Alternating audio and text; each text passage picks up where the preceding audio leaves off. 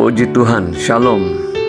Saudaraku yang dikasihi oleh Tuhan, pagi hari ini renungan firman Tuhan dengan judul pengharapan yang tidak mengecewakan, dari surat Roma pasal yang kelima ayat yang kelima. Demikian bunyi firman Tuhan. Dan pengharapan tidak mengecewakan, karena kasih Allah telah dicurahkan di dalam hati kita oleh Roh Kudus yang telah dikaruniakan kepada kita. Di dalam dunia ini ada banyak orang yang merasa kecewa atau dikecewakan oleh karena kenyataan hidup seringkali tidak seperti apa yang diharapkan.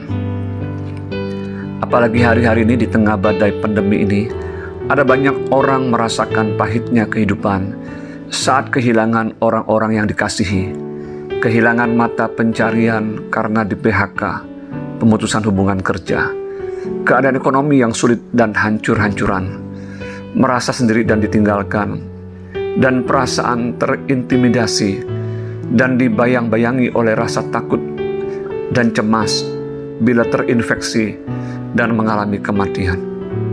Itulah realita kehidupan yang banyak terjadi saat ini.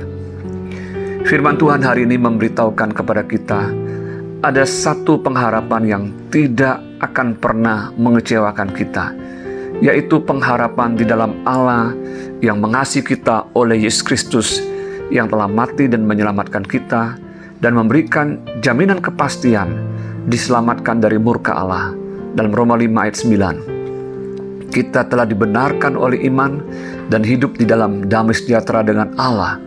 Oleh Yesus Kristus kita juga beroleh jalan masuk oleh iman kepada kasih karunia-Nya. Di dalam kasih karunia itu kita berdiri dan kita bermegah dalam pengharapan akan menerima kemuliaan Allah. Dalam Roma 5 ayat 1-2. Itulah pengharapan yang tidak mengecewakan.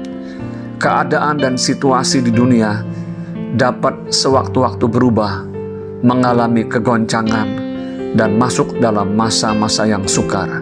Di saat seperti itulah kemurnian iman dan motivasi kita di dalam mengiring Tuhan diuji. Apakah kita masih bisa bertahan di masa-masa yang sukar dan di dalam berbagai-bagai kesengsaraan atau tribulasi? Rasul Paulus mengingatkan kepada kita bahwa justru di tengah-tengah kesengsaraan kita juga harus bermegah, karena akan mengalami kemuliaan di dalam Yesus Kristus, yaitu membuat kita menjadi bertekun. Ketekunan itu akan menimbulkan tahan uji, dan tahan uji menimbulkan pengharapan, di mana pengharapan itu tidak mengecewakan, karena kasih Allah telah dicurahkan kepada kita jauh sebelumnya.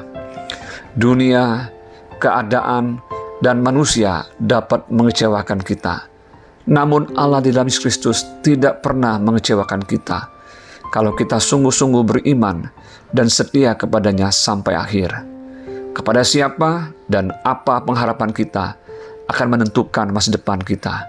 Bila pengharapan kita kepada apa yang tidak tentu, yang sifatnya sementara dan semu, maka suatu hari kelak kita akan menjadi kecewa, karena semuanya itu tidak bisa menjamin hidup kita. Demikian juga bila kita menaruh pengharapan kepada manusia, suatu kali kita pasti akan kecewa dan dikecewakan. Oleh sebab itu, taruhlah pengharapan kita kepada Allah di dalam Yesus Kristus yang telah mengasihi dan menyelamatkan kita. Diberkatilah orang-orang yang mengandalkan Tuhan, sebab mereka yang berharap kepadanya tidak akan dikecewakan. Selamat pagi, selamat beraktivitas. Tuhan Yesus memberkati. Shalom.